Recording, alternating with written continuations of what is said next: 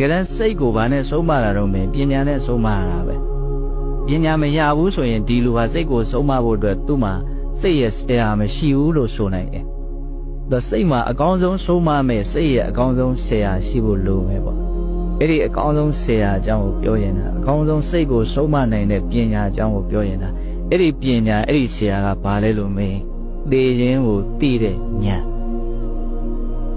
ရအောင်လုပ်မယ်ဆိုရင်တော့လွယ်တယ်ဒါပေမဲ့မလုပ်တော့မရဘူးပေါ့ဘုံဘုံတို့သိရလိမ့်မယ်ဆိုတာကိုလူတိုင်းသိပါတယ်တတ္တဝါတိုင်းဟာသိမျိုးတွေတစ်ချိန်မှသိရမှာဘယ်ချိန်သိရမယ်ဆိုတာတော့မှသိခွင့်မရှိတဲ့အနေအထားမျိုးနဲ့ဘုံဘုံတို့သိကြရမှာအဲ့ဒီသိခြင်းတရားကိုဘုံဘုံတို့ဟာအေးအေးဆေးဆေးစဉ်းစားရမယ်ဆင်ခြင်ရမယ်ငါသိလူတယောက်ဖြစ်တယ်ငါဘေးမှာရှိနေတဲ့လူတွေလည်းသိလူတွေပဲဖြစ်နေတဲ့တတ္တဝါတွေအားလုံးဟာသိကြမဲ့တတ္တဝါတွေလို့ဒီအမှန်တရားကိုဘုံဘုံတို့ဟာစိတ်နဲ့မပြတ်မလုပ်ပေးရမယ်တော့တွေ့ပေးရမယ်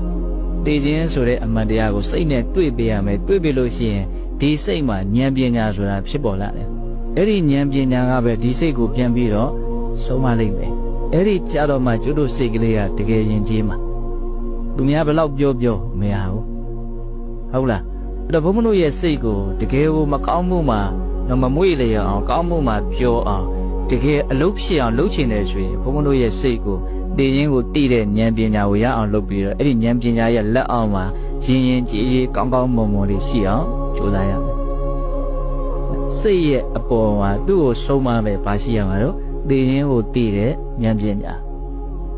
တတ္တဝါတွေကိုမကောင်းတာကိုမလုပ်ဖို့ကောင်းတာကိုလုပ်ဖို့နောက်ဆုံးတန်တရားဝိဒုက္ခကလွတ်မြောက်ဖို့အကျိုးကျေးဇူးတွေများစွာရှိတဲ့အလုပ်တွေကိုလုပ်ဖြစ်ဖို့မြတ်စွာဘုရားတိုက်တွန်းတဲ့နေရာမှာဒီသိခြင်းကိုပြပြီးတော့ပဲမြတ်စွာဘုရားတိုက်တွန်းအဲ့ဒါဟာအများကြီးအတိတ်ပဲရှိတယ်အလွန်ထင်ရှားတဲ့ဒေသနာလေးတစ်ခုဒကာဓမ္မတို့နားထဲမှာရှိသေးတာပါ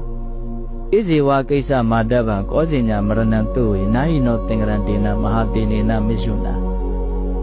ဒီကနေ့ပဲလှုပ်တဲ့လှုပ်ထိုက်တဲ့ကောင်းမြတ်တဲ့အဲ့ဒီအလုပ်ကိုလုပ်လိုက်ပါမနေ့ပြန်ကြမှာသိမယ်လို့ဘယ်သူသိနိုင်မလဲဘာလို့လဲဆိုတော့